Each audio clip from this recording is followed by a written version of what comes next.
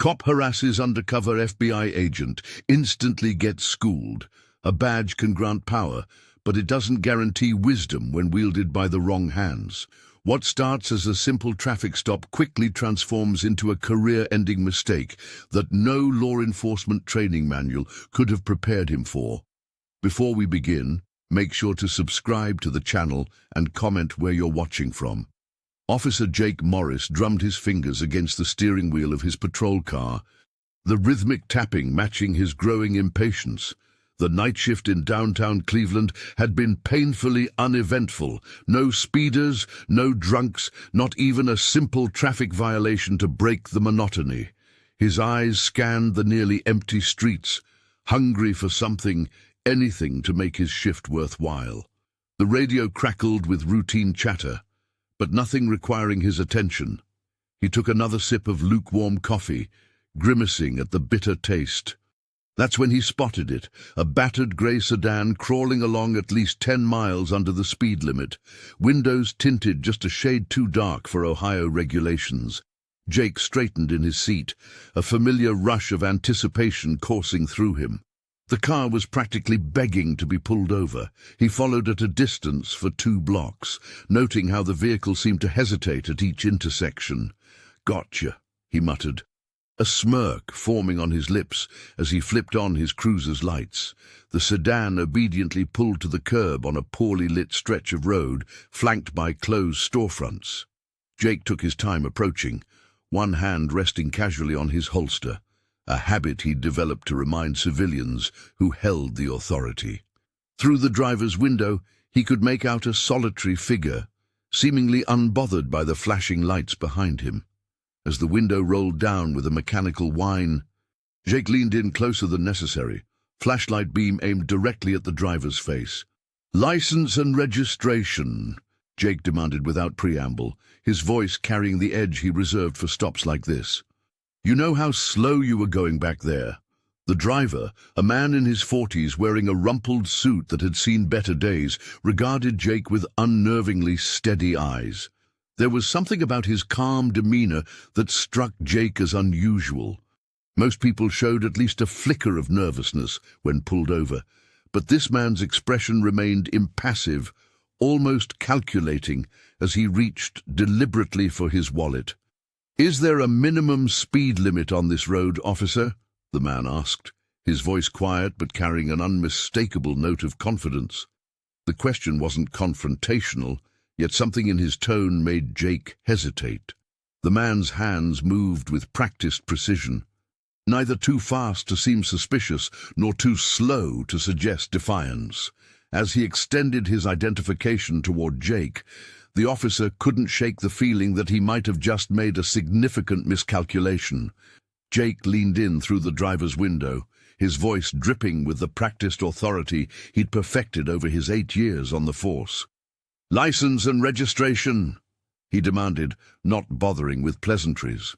Something about this guy rubbed him the wrong way. Maybe it was the expensive suit that seemed out of place on this rural stretch of highway. Or perhaps the too calm demeanor that didn't match most people's nervous energy during traffic stops. Either way, Jake was determined to assert his dominance in this interaction. The driver didn't flinch, didn't rush to comply like most civilians. Instead, he maintained an effortless composure, hands visible on the steering wheel, eyes forward. May I ask why I was pulled over, officer?" His voice was measured, professional, almost deliberately so. This unruffled response only fueled Jake's irritation. "I'm asking for your documents, sir. We can discuss the reason after you comply with my request." He emphasized the word comply, leaning further into the window space. The late afternoon sun beat down on Jake's back, sweat beginning to form under his uniform as he waited, growing increasingly impatient. "And of course," the driver replied with clipped politeness, still refusing to break eye contact as he slowly, too slowly, in Jake's estimation, reached toward the glove compartment. "I just believe it's my right to know the nature of the stop." Jake's jaw tightened. Broken tail light. he lied, knowing full well the vehicle was in perfect condition. He'd spotted the out-of-state plates and made a split-second decision to pull the car over, trusting his officer's intuition that something wasn't right. The driver's eyebrow raised almost imperceptibly, but he said nothing as he retrieved a leather wallet from the compartment. A silent tension filled the car, thick enough to cut with a knife. Jake noticed the man's hands were steady, no trembling, no nervous fidgeting. Most people, even with nothing to hide, showed some signs of anxiety during traffic stops. This guy was different. "Here you are, officer," the man said, handing over his license with deliberate movements. Their fingers briefly touched during the exchange, and Jake felt a chill despite the summer heat. Both men were refusing to back down from whatever unspoken challenge hung between them, creating an electric standoff that made the routine traffic stop feel increasingly like something else entirely. Jake's frustration was mounting by the second. Something about this driver wasn't sitting right with him, and he was determined to find out what. "Step out of the vehicle now," he commanded, his voice taking on an edge that hadn't been there before. The driver complied silently, maintaining that infuriating calm. Jake keyed his shoulder radio. "Unit 23, requesting backup at mile marker 47. Suspicious vehicle, possible contraband." He didn't actually have any evidence of contraband go, but the call would bring another unit quickly. Hands against the car. "Spread your legs," Jake ordered, performing a pat-down with unnecessary roughness. His fingers pressed hard against the man's sides, back, and legs, searching for weapons or anything that might justify his growing suspicion. The driver submitted to the search without protest, which only irritated Jake further. Most people showed some reaction, nervousness, anger, something, but this guy remained unnervingly composed. Finding nothing on the man's person, Jake moved to the vehicle. "I'm going to search your car now," he announced, not waiting for a response. He started with the center console, then the back seat, finding nothing of interest. When he popped open the glove compartment, however, his hand froze mid-reach. There, nestled beside the vehicle registration, sat a leather wallet-like case. Jake flipped it open and felt his stomach drop. A gleaming badge stared back at him, alongside credentials bearing an unfamiliar name and the letters FBI in bold print. "Dispatch," Jake radioed, his mouth suddenly dry. "I need to run a credential check." He read off the badge number and name, expecting this to be some elaborate fake. The driver remained silent, watching Jake with what now seemed like professional assessment rather than mere patience. After what felt like an eternity, the radio crackled. "Unit 23. Those credentials are confirmed active. Federal agent status verified." The dispatcher's voice held a note of concern that made Jake's palms begin to sweat. He looked up at the man, the federal agent, who still hadn't said a word about his identity. "Why didn't you identify yourself immediately?" Jake demanded, trying to regain some semblance of authority, even as he felt it slipping away. "Officer," the man finally spoke, "I believe you still have my identification. May I have it back now?" His tone remained neutral, but there was something in his eyes that made Jake realize this routine traffic stop had just become potentially the biggest mistake of his career. The dispatcher's voice crackled through the radio after a tense pause. "Officer Daniels, be advised, do not detain. Repeat, do not detain. Await further instructions." The words hung in the air like a warning bell, but Jake's ego had already committed to this course of action. He glanced at the man leaning against his cruiser, still maddeningly calm despite everything. Something in the dispatcher's tone made Jake's stomach tighten, but he couldn't back down now. "Too late for that," Jake muttered into his radio. "Subject is being uncooperative. I'm securing him for everyone's safety." He clicked off before dispatch could respond, ignoring protocol completely. The man sighed. "Officer, you're making a serious mistake." "Save it," Jake snapped, pulling out his handcuffs. 2 patrol cars were already turning onto the street. their lights painting the gathering crowd in alternating red and blue. At least 8 bystanders had stopped to watch, phones raised to record everything. Jake felt their eyes on him, felt his authority being questioned. He couldn't walk this back now. "Hands behind your back," he ordered, voice raised so the audience could hear his command. When the man complied without resistance, Jake felt a surge of vindication. He secured the cuffs with unnecessary force, tightening them an extra click. "These are too tight," the man said quietly.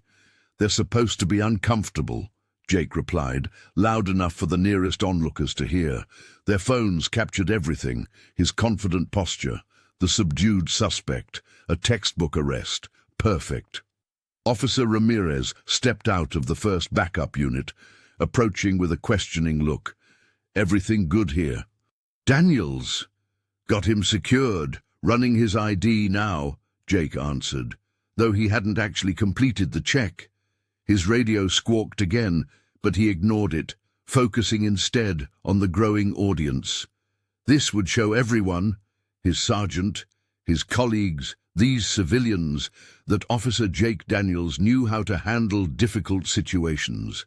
The man in cuffs remained oddly composed, which only irritated Jake further. Most perps would be arguing, threatening lawsuits, or begging by now. This guy just waited patiently, as if he knew something Jake didn't. A third police car pulled up, but this one was unmarked. Jake felt a flutter of unease as the passenger door opened. The figure that emerged wasn't in uniform, but something about their purposeful stride made Jake's confidence finally begin to crumble. "Officer Daniels," Ramirez said quietly beside him, "I think you should answer your radio." Unbeknownst to Jake, the man's earpiece crackled to life with a barely audible static. The suspect turned slightly away, pressing his finger against the device while muttering something under his breath. Jake noticed the movement, but dismissed it as nervous fidgeting from someone about to be arrested. He continued his posturing, completely unaware of what was unfolding behind the scenes. Within minutes, the relative quiet of the street was shattered by the screech of tires against asphalt. 2 unmarked black SUVs with tinted windows came barreling around the corner, moving with practiced precision as they boxed in Jake's patrol car. The vehicles hadn't even fully stopped when the doors flew open, and men and women in tactical gear poured out, moving with the coordinated efficiency that only comes from extensive training. "Federal agents, nobody move," shouted a woman with short-cropped hair, her badge glinting in the sunlight as she held it high. Jake's backup officers, who had been standing nearby with hands resting casually on their holsters, suddenly froze. Their eyes widened as they found themselves surrounded by serious-faced agents, each one radiating authority that made the local police presence seem almost quaint by comparison. "Who's in charge of this operation?" demanded a tall agent with salt and pepper hair, scanning the group of officers with piercing eyes. I need to speak with your commanding officer immediately." The street, which moments before had been just another routine patrol area, now hummed with nervous energy. Passers-by slowed their pace, some stopping altogether to witness the unusual confrontation. Shop owners peered through their windows, and drivers in passing cars craned their necks to catch a glimpse of the commotion. Jake felt his stomach drop as realization dawned. The confident smirk he'd been wearing moments ago melted away, replaced by a look of growing apprehension. This wasn't just some random civilian he could intimidate. The badges, the coordinated response, the professional demeanor of these agents, it all pointed to something much bigger than a simple traffic stop gone wrong. Whatever was happening, Jake suddenly found himself at the center of a situation spiraling rapidly beyond his control. Special Agent Carter stood with her arms crossed, her badge prominently displayed on her belt. The crowd that had gathered fell silent as she stepped forward, her presence commanding immediate respect. "Officer Jake Wilson, I'm Special Agent Carter with the Federal Bureau of Investigation. You've detained one of my undercover operatives without cause. Release him." Now! Her voice was cold steel, each word precise and unyielding. Jake's face drained of color. The swagger that had been so evident moments before evaporated like morning dew under a harsh sun. I didn't know he was FBI, he stammered, suddenly aware of the dozens of smartphone cameras pointed in his direction, documenting his humiliation in real time. His hands trembled slightly as he fumbled with his handcuff keys. "That's precisely the problem, officer," Carter continued, loud enough for the growing audience to hear. "You didn't know because you didn't follow protocol. You profiled my agent, escalated without cause, and ignored his civil rights." She stepped closer, lowering her voice. "What exactly was your probable cause for this detention?" Jake swallowed hard, his throat suddenly dry. He matched a description. "What description?" Carter interrupted. "Because my agent was sitting in his car reading case files when you approached. Was reading while black your probable cause, Officer Wilson," the crowd murmured. And several people called out in agreement. Someone shouted, "It's all on video!" Another voice added, "Post it everywhere!" Jake finally managed to unlock the handcuffs. The undercover agent stood up slowly, rubbing his wrists, his expression unreadable, but his eyes burning with quiet intensity. The dread in Jake's stomach twisted into a knot as he realized the full implications of what was happening. This wasn't just an embarrassing mistake. This could end his career. "Oh, we'll need your badge number and a full statement," Carter said, pulling out her phone. "My team will be reviewing all footage from your body camera, along with these civilian recordings." She gestured to the crowd. "I suggest you cooperate fully, because this incident will be thoroughly investigated." Jake nodded numbly, the reality of his situation sinking in with crushing weight.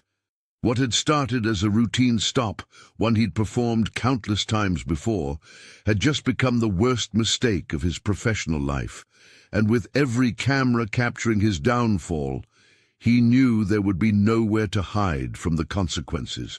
The captain burst onto the scene, his face flushed with a mixture of anger and panic. "Officer Daniels, stand down immediately," he barked, positioning himself between Jake and Agent Reynolds. The gathering crowd of officers had grown, all watching the confrontation with a mixture of confusion and unease. Captain Mitchell lowered his voice, leaning in toward Jake. "Apologize to this gentleman right now, and maybe, just maybe, we can salvage this situation." Jake shook his head defiantly, his jaw clenched tight. "No way, Captain. This is a setup. They're trying to make the department look bad." His eyes darted suspiciously between his superior and the calm man in the worn leather jacket. "And don't you see what's happening here? They plant this guy, get me to react, then what? We're splashed all over the news as corrupt cops harassing innocent civilians." Captain Mitchell's expression darkened. "That's enough, Daniels. I'm not asking." "You don't understand," Jake insisted, his voice rising. "This guy's been hanging around the corner for days. Nobody just stands there unless they're dealing or informing." Throughout Jake's tirade, Agent Reynolds remained unnervingly composed, his posture relaxed despite the tension surrounding him. The silence that followed Jake's outburst stretched uncomfortably until the agent finally spoke, his voice quiet yet somehow filling the entire space. "You just compromised a federal operation." 5 simple words, delivered without emotion, yet they hit like a physical force. The effect was immediate. Officers who had been whispering among themselves fell silent. Captain Mitchell's face drained of color. Even the radio chatter seemed to dim. Jake blinked rapidly, his previous certainty crumbling. "What did you just say?" 3 months of careful work," Agent Reynolds continued, still eerily calm. "A network we've been tracking across 5 states, and you just walked up and blew my cover in front of everyone on this block." He glanced around at the neighborhood witnesses who had gathered at a safe distance, including at least 2 individuals connected to our persons of interest. The chill that ran through the assembled officers was palpable. Jake's mouth opened and closed, but no words came out. The gravity of what he had done, potentially endangering not just an investigation but a federal agent's life, was beginning to sink in, and the realization was devastating. Carter leaned forward, his voice dropping to a near whisper. Agent Reeves has spent 3 years building his cover identity, working his way into the Donovan syndicate. Do you have any idea what you've done? The gravity of the situation descended upon Jake like a physical weight. The Donovans have their fingers in everything: construction contracts, waste management, even the district attorney's office. We're talking about a criminal enterprise with direct ties to 3 city council members and possibly the mayor's chief of staff. Jake's throat went dry as the implications crashed down on him. 3 years of undercover work, countless hours of surveillance, recorded conversations, and meticulously documented criminal activities, all potentially compromised because he'd been overzealous at a routine traffic stop. He thought of the commendation he'd been chasing. How trivial it seemed now compared to what was at stake. If Reeves' cover is blown, Carter continued, it's not just the case that falls apart. The Donovans will eliminate anyone they suspect of being an informant. We have 2 other agents embedded in related operations. Their lives would be in immediate danger. Jake's hands trembled slightly as he processed this. I didn't know, he managed, the words sounding hollow even to his own ears. That's the point of undercover work, Officer Matthews. Nobody's supposed to know. Carter's expression softened marginally. Look, I understand you were doing your job as you saw it, but this is exactly why jurisdictional protocols exist. The weight of responsibility pressed down on Jake's shoulders. He thought about the city he'd sworn to protect, now potentially at greater risk because of his actions, the corruption that might continue unchecked. The lives that hung in the balance. His career, everything he'd worked for since the academy, suddenly seemed precarious. What happens now? Jake asked, dreading the answer. Carter checked his watch. We have a small window to salvage this. Reeves is good, one of our best. If we move quickly, there's a chance he can explain away the encounter. He fixed Jake with a penetrating stare. But I need your complete cooperation. And I need to know I can trust you to follow my lead without question. Can you do that? Suddenly, a black sedan with tinted windows screeched around the corner, tires smoking against the asphalt. Before anyone could react, the passenger window lowered, and the unmistakable staccato of automatic gunfire erupted toward the crowd. Glass shattered and concrete chipped as bullets sprayed wildly. Someone from the syndicate had been watching the entire time. The operation was blown. They knew the FBI was onto them, and they weren't going down without a fight. "Get down! Everybody down!" Agent Rodriguez shouted, drawing his weapon in one fluid motion while using his body to shield nearby civilians. Other agents materialized from their positions, badges flashing in the sunlight as they returned fire. The black sedan swerved erratically, still spraying bullets as it attempted to escape. Jake instinctively dove behind his patrol car, drawing his service weapon with trembling hands. His heart hammered against his ribcage so violently he could barely hear the shouts and screams around him. This wasn't a routine traffic stop or even a domestic disturbance. This was a full-blown shootout with organized criminals. Through the chaos, he spotted Rodriguez dragging an injured woman behind a concrete planter. The agent's face was focused, calm despite the blood staining his shirt. Not his own blood, Jake realized. "I need a medic here," Rodriguez called out, immediately applying pressure to the woman's wound. His training was evident in every movement, efficient, purposeful, without panic, despite the disaster unfolding around them. Jake watched in awe as the agent simultaneously comforted the terrified woman and coordinated with his team through his earpiece. "Officer Parker!" Rodriguez locked eyes with Jake across the chaotic scene. "I need your cruiser's first aid kit." "Now!" The command snapped Jake back to reality. He popped his trunk with shaking hands and grabbed the kit, then crouched low and sprinted toward Rodriguez, bullets still flying overhead. As he slid into position beside them, Jake realized something profound. The man he'd tried to intimidate just 30 minutes ago was now risking his life to save innocent people, including him. "Hold this here," Rodriguez instructed, guiding Jake's hands to maintain pressure on the wound. "You're doing great, officer. Stay with her while I help secure the perimeter." Jake nodded, a newfound respect washing over him as Rodriguez rejoined his team, weapon drawn. In the distance, sirens wailed as backup approached. The black sedan was cornered now, FBI agents closing in from all sides. This wasn't just a bust anymore, it was war.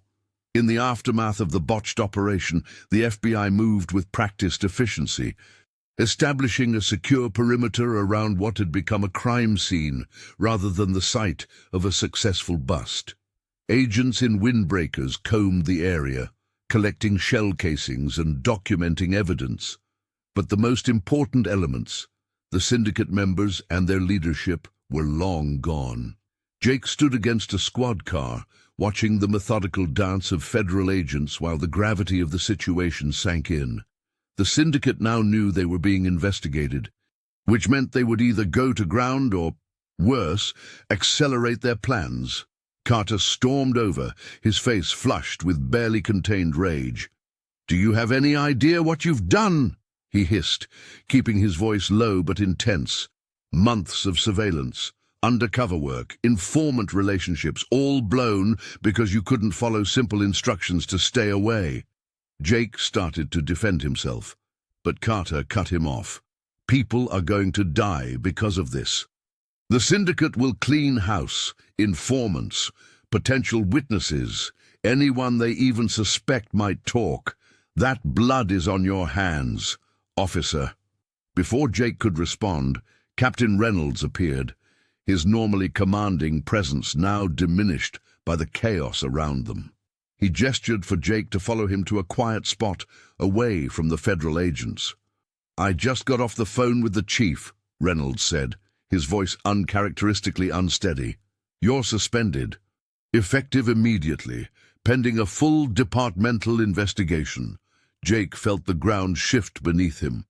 "Captain, I was just trying to—" "Turn in your badge and gun," Reynolds interrupted, extending his hand. "Internal Affairs will contact you tomorrow for a formal statement." For the first time in his 15-year career, Jake found himself completely wordless. The weight of his service weapon felt suddenly foreign as he unholstered it. His badge, the symbol of everything he'd worked for since the academy, caught the flashing lights of the police vehicles as he handed it over. Reynolds' expression softened slightly. "This isn't just about protocol, Jake. The FBI has filed a formal complaint. They're saying your interference compromised a national security operation." He sighed heavily. "I can't protect you from this one." News of the shootout spread like wildfire through the precinct and beyond. By morning, Jake's name was splashed across every local headline, accompanied by grainy photos taken from bystanders' phones. "Rogue cop interferes with federal operation," screamed one particularly damning front page. His phone buzzed incessantly with calls from reporters seeking comment, but Jake couldn't bring himself to answer any of them. The walk from his car to his apartment had never felt so long. Mrs. Donovan, who had always greeted him with a warm smile and occasionally brought him homemade cookies, quickly ducked inside her door when she saw him coming. The father of two who lived across the hall, who'd once asked Jake to speak at his son's career day, now hurried his children inside without making eye contact. At the precinct, the atmosphere was equally suffocating. Officers who'd once slapped his back and shared drinks after shifts now gave him a wide berth in the hallways. Captain Reynolds had placed him on administrative leave pending investigation. His badge and gun temporarily surrendered. The weight of disgrace settled heavily on Jake's shoulders as he sat alone in his living room, blinds drawn against the world. Meanwhile, in a secure room at the FBI field office, Carter and Agent Ramirez worked frantically around the clock. "We've got 72 hours at most before they go completely dark," Ramirez said, pinning another photo to their evidence board. They're already moving their operation. Carter nodded grimly, studying the network of connections they'd mapped out. The silver lining to this mess is that they're moving quickly, making mistakes. This receipt from the gas station, timestamp, puts Donovan's right-hand man heading north toward the state line. And we've got partial plate matches from 3 traffic cams, Ramirez added, sliding a tablet across the table. The warehouse location is compromised, but we might be able to intercept the shipment if we move fast enough. They worked methodically, following money trails, tracking burner phones, and coordinating with state police to establish checkpoints on key routes. It was a race against time to salvage what they could from the operation. Years of careful infiltration and evidence gathering that had been jeopardized in a single night. "What about Officer Mercer?" Ramirez asked quietly as they prepared to brief the tactical team. Carter's expression hardened. "Let me worry about him. Right now, we need to focus on catching these guys before they disappear for good." Despite his suspension, Jake couldn't sleep at night. The image of Carter's disappointed face haunted him, along with the knowledge that he'd compromised months of careful FBI work. His badge and gun had been confiscated, but his instincts remained intact. After 3 days of pacing his apartment and drowning in self-pity, he made a decision. If he couldn't fix his career, he could at least try to fix his mistake. Jake pulled out his personal laptop and began reviewing everything he knew about the case. Without access to police resources, he had to get creative. He called in favors from old informants, promising future considerations he wasn't sure he could deliver. He spent hours in his car outside known hangouts of Mendoza's associates, taking notes on comings and goings. On the 4th day, he noticed something the FBI had apparently missed. One of Mendoza's drivers made regular trips to an abandoned warehouse 20 miles outside the city limits. The property wasn't in any of Mendoza's known holdings. It was registered to a shell company that Jake traced through public records to a cousin twice removed. "This has to be it," Jake muttered to himself, driving out to the location just before sunset. He parked half a mile away and approached on foot, careful to stay hidden among the overgrown brush. Through his binoculars, he spotted armed guards patrolling the perimeter, definitely not standard security for an empty building.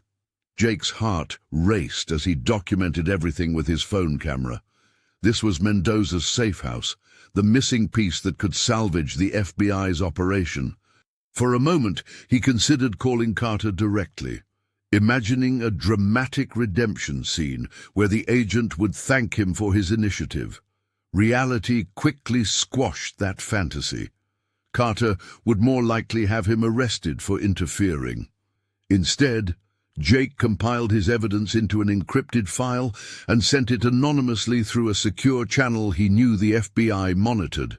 He included GPS coordinates, guard rotation schedules, and photos of vehicles entering and exiting. The message ended with, "I'm sorry, hope this helps make things right." 3 days passed with no acknowledgement.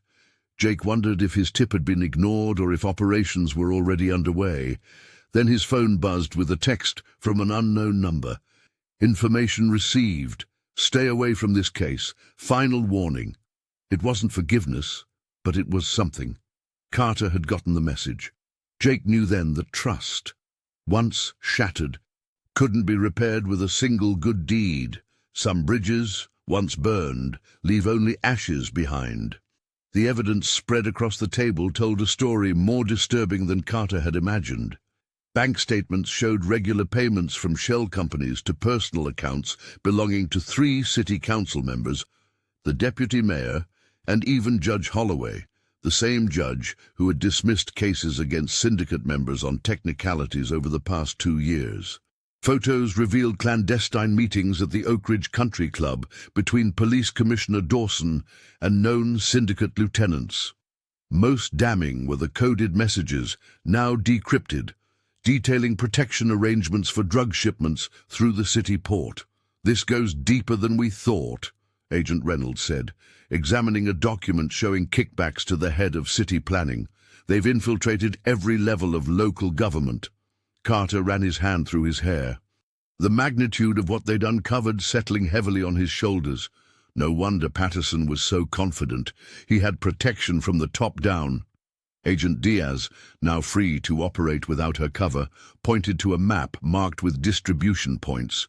We came here thinking we'd take down one operation, but this, she gestured at the evidence, this is an entire network. The syndicate isn't just bribing officials, they've become part of the system. Reynolds nodded grimly. The Bureau will need to bring in the Public Corruption Unit. This is beyond our initial jurisdiction. What about Officer Reyes? Carter asked. Is he still our only trustworthy contact in the department? For now, yes, Diaz confirmed. We need to assume everyone else is compromised until proven otherwise. The team worked through the night, organizing evidence and building connection charts. With each document they processed, the web grew more complex, revealing how the syndicate had spent years embedding themselves into the city's infrastructure. By dawn, Carter realized their mission had fundamentally transformed. This wasn't just about arresting Patterson or even dismantling one drug operation. They were now facing the daunting task of surgically removing corruption from the city's very foundation. We can't move too quickly, Diaz cautioned as they finalized their initial report. If we alert them before we're ready, evidence will disappear, witnesses will vanish, and this whole operation falls apart. Carter nodded, understanding the delicate balance they needed to maintain. So we build the case quietly, gather more evidence, and prepare for simultaneous takedowns. Exactly, Reynolds confirmed. No one gets tipped off, no one gets special treatment. When we move, we take them all down at once. Jake watched from across the street, shrouded in shadow beneath a flickering street lamp. The weight of his actions pressed down on him like a physical burden. What had begun as a simple power trip had spiraled into something far more dangerous, and now innocent people were caught in the crossfire. He took a deep breath, steadying his nerves. He couldn't undo what he'd done, but perhaps he could still help fix it.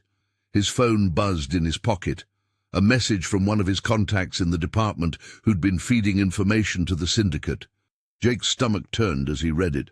FBI operation compromised. Mole confirmed in their ranks. Need name and location of undercover agent ASAP. Jake's hand trembled. This was it. The syndicate was hunting for Carter. If they found him, they'd kill him without hesitation. The message wasn't meant for Jake, but had been mistakenly forwarded to him, thinking he was still playing their game. The irony wasn't lost on him. He'd become an accidental double agent, making his decision. Jake deleted the message and headed toward the motel where he knew Carter was staying. Every step felt like walking through quicksand, his conscience screaming at him that he didn't deserve forgiveness. But this wasn't about him anymore. The motel was a run-down place on the edge of town, the kind that asked no questions and expected none in return. Jake knocked on room 23, then stepped back where Carter could see him through the peephole. The door opened just enough for Carter to level a gun at Jake's chest. "Give me one reason not to pull this trigger," Carter said, his voice cold. "I have information," Jake replied, hands raised. "The syndicate knows there's a mole in the FBI. They're looking for you." Carter's expression didn't change, but he opened the door wider, motioning Jake inside with the gun. The room smelled of cheap coffee and desperation. "Why should I believe anything you say?" Carter asked once the door was locked. Jake pulled out his phone, showing Carter the deleted message he'd recovered. "Because I could have let them find you. Instead, I'm here." Carter studied the message, then looked up at Jake with narrowed eyes. "What do you want?" "A chance," Jake said, his voice breaking slightly. "A chance to make things right. I was wrong, and I'm sorry." The words felt inadequate, but they were all he had. "Let me help you bring them down." Carter paced the small room, running his hand through his hair. "I don't know about this," he muttered, eyeing Jake with lingering suspicion. How do we know we can trust him after everything that's happened? Agent Ramirez leaned against the wall, studying Jake's face. Something in the younger officer's demeanor, the haunted look in his eyes, the nervous energy, spoke of genuine remorse. "I've been undercover with these people for 8 months," she said finally. "I've gotten pretty good at reading when someone's playing an angle." She nodded toward Jake. "He's not." Jake swallowed hard. "I've made mistakes, terrible ones, but I want to make this right." After a moment's hesitation, Carter nodded. "All right, so how do we smoke out this rat?" The three huddled around a makeshift diagram on the table. Ramirez outlined her plan, a carefully orchestrated transfer of falsified evidence that would appear to contain the names of confidential informants within the syndicate. "We'll leak information about the transfer through 3 different channels," she explained, marking points on the map, each with slightly different details. Depending on which version our mole acts on, we'll know exactly who they are. Jake frowned. "And what if they don't take the bait?" "They will," Carter said grimly. "These people are desperate. They know we're closing in." As they finalized the details, the weight of what they were attempting settled over the room.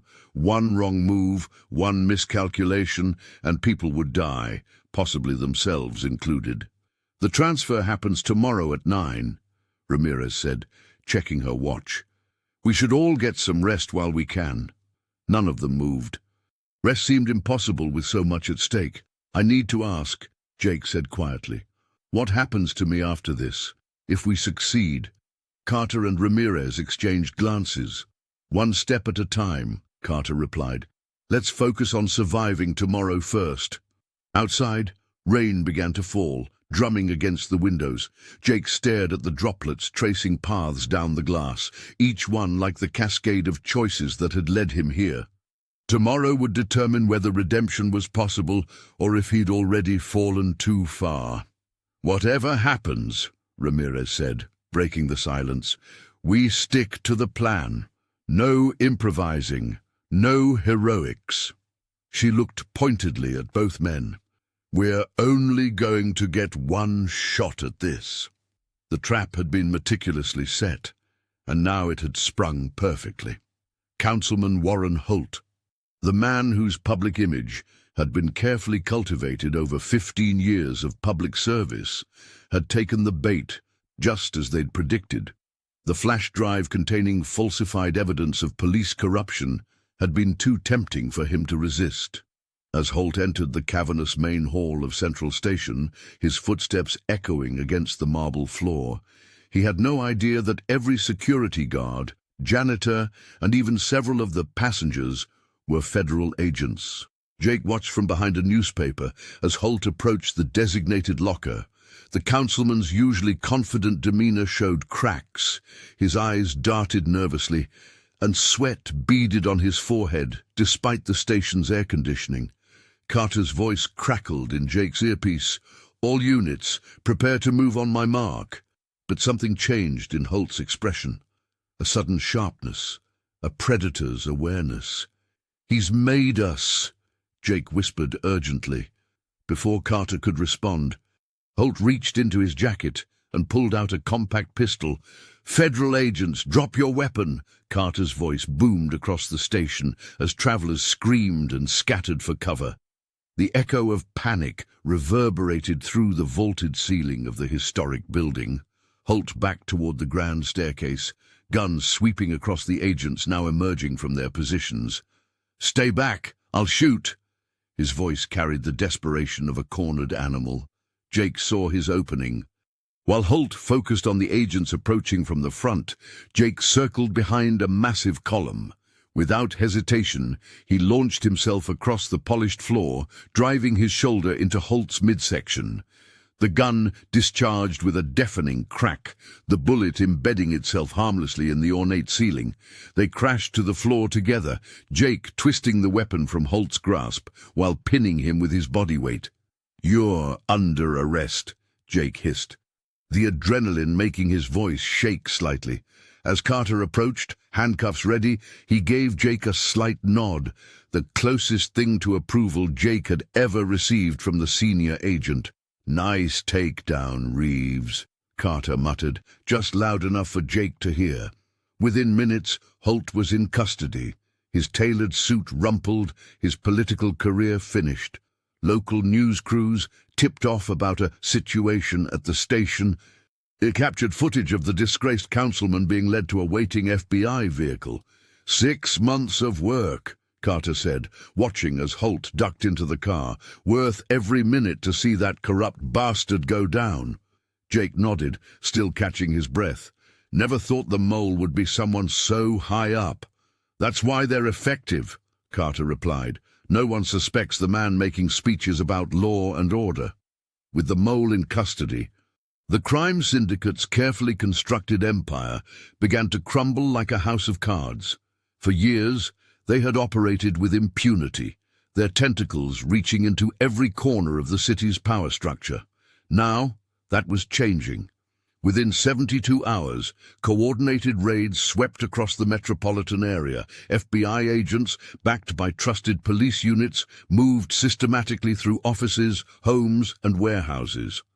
The evidence Jake had helped uncover proved more damning than anyone had anticipated, revealing a network of corruption that shocked even the most cynical observers. Prominent city council members were escorted from City Hall in handcuffs, their faces plastered across every news channel. 3 police captains, men Jake had once respected, were among those arrested.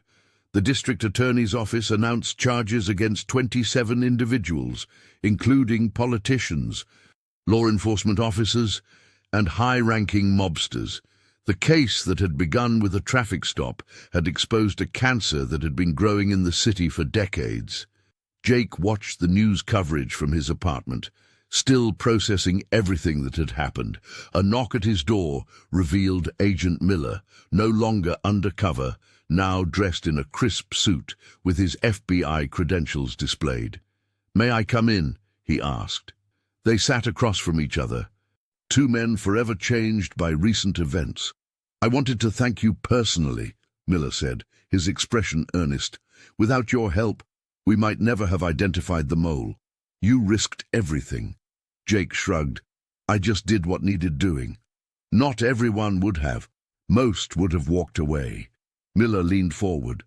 "Sometimes the line between hero and villain blurs. You crossed some lines, bent some rules. But you stood for something that mattered when it counted." Jake nodded slowly, thinking about his future. His career in law enforcement would never be the same, but perhaps that wasn't entirely bad. He had seen the system from both sides now, its flaws and its potential. "What happens next?"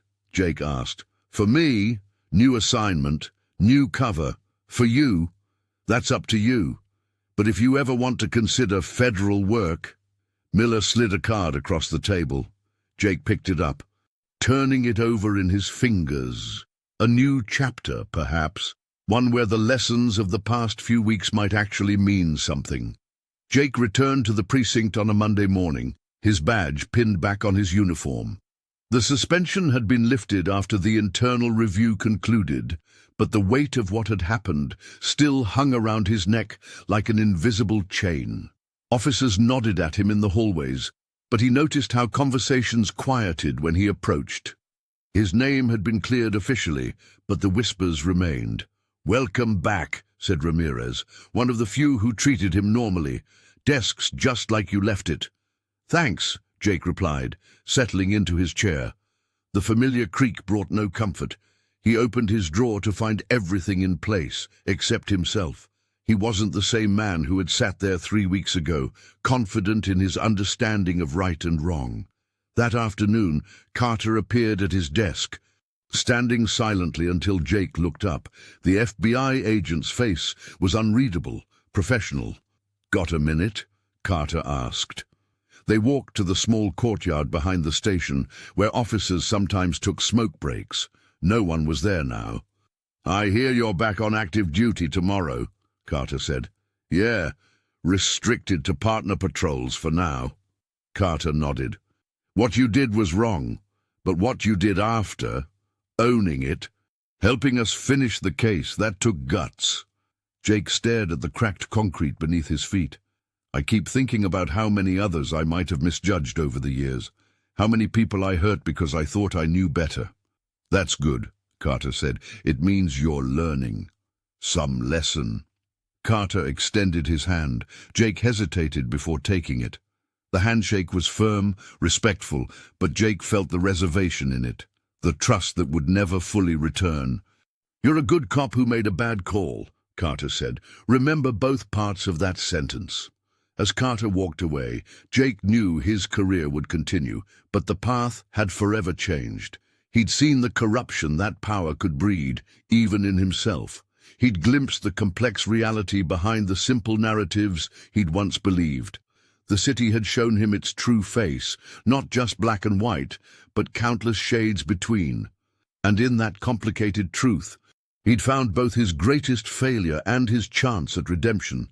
The city slowly began to heal, like skin growing over a deep wound.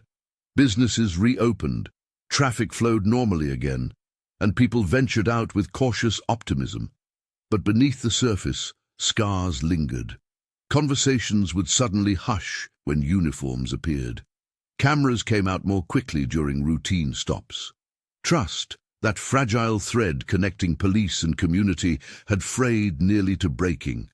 Jake returned to patrol after 6 weeks of administrative leave and mandatory counseling. His first day back, he sat in his cruiser for 15 minutes, hands trembling slightly on the steering wheel before he could bring himself to radio in. The weight of his badge felt different now, heavier, more consequential. His fellow officers treated him with a strange mix of caution and solidarity. Some avoided eye contact, others clapped his shoulder too heartily, as if compensating for something neither could name. Just take it slow, Captain Reeves had advised, one interaction at a time. And he did. Jake approached each stop, each call with deliberate care, documenting everything meticulously. He volunteered for community outreach programs and spent off-duty hours at the youth center, not for show or redemption in others' eyes, but driven by a burning need to prove, mostly to himself, that he could do better. Meanwhile, Special Agent Wilson packed his sparse apartment across town. His plants, never properly tended, went to a neighbor. His few personal effects fit in a single duffel bag. The Bureau had already briefed him on his next assignment. Another city, another identity, another wrong to right. Before leaving, he drove past the courthouse one last time. He thought about Jake, not with anger anymore, but with something more complex. In his 15 years undercover, Wilson had seen the worst of humanity, but also witnessed remarkable transformation. He hoped the officer was among the latter. As Wilson's car merged onto the interstate, the city skyline receded in his rearview mirror. He would likely never return. Such was the nature of his work, to catalyze change and then vanish. Behind him lay a city forever altered by one reckless moment and the redemption that followed, a community forced to confront uncomfortable truths, and a police department rebuilding itself from within. The highway stretched before him, empty and promising. Wilson turned up the radio and drove toward his next beginning. Some nights, Jake still replayed that first stop in his head, the fateful encounter that had changed everything. He would lie awake, remembering the smirk on his face as he approached Agent Winter's car, the unearned confidence in his stride. The memory of his own voice made him cringe now, cocky, demanding. Drunk on power he hadn't earned and didn't deserve. Then would come the flash of Winter's badge, the sudden realization, and the beginning of his downfall. These memories no longer stung as they once had. They had become teachers instead of tormentors. "You know," Captain Reynolds had told him on his first day back after suspension, "most officers who make your mistake never recover from it. They either quit or become bitter. You're the rare one who actually learned something." Jake had learned more than something. He'd learned everything. About humility, about service, about what it truly meant to wear the badge. His rehabilitation hadn't been easy. The department had watched him like hawks, waiting for him to slip up again. His fellow officers had kept their distance at first, as if his mistake might be contagious. But slowly, day by day, stop by stop, he'd rebuilt his reputation. Now, 3 years later, he was training rookies himself. "The badge isn't power," he would tell them during their first ride-along. "It's responsibility. The moment you forget that is the moment you become dangerous." As Jake pulled into the station parking lot for his night shift, he noticed a black sedan with government plates parked in the visitor section. Something about it triggered a memory. He nodded to the desk sergeant as he entered. "Hey, someone's waiting for you in interview 3, the sergeant said, without looking up. Jake opened the door to find Agent Winters sitting at the table, looking exactly as she had 3 years ago. "Officer Mercer," she said with a slight smile, "I need your help with something." "Why me?" Jake asked, genuinely confused. "Because you learned what most never do," she replied, sliding a file across the table. "And because there's another officer in another precinct who needs the same lesson, only this time the stakes are much higher." Jake opened the file and felt a chill run down his spine. In this city, as Winters had just proven, secrets never stayed buried for long, and some were deadly enough to change everything all over again.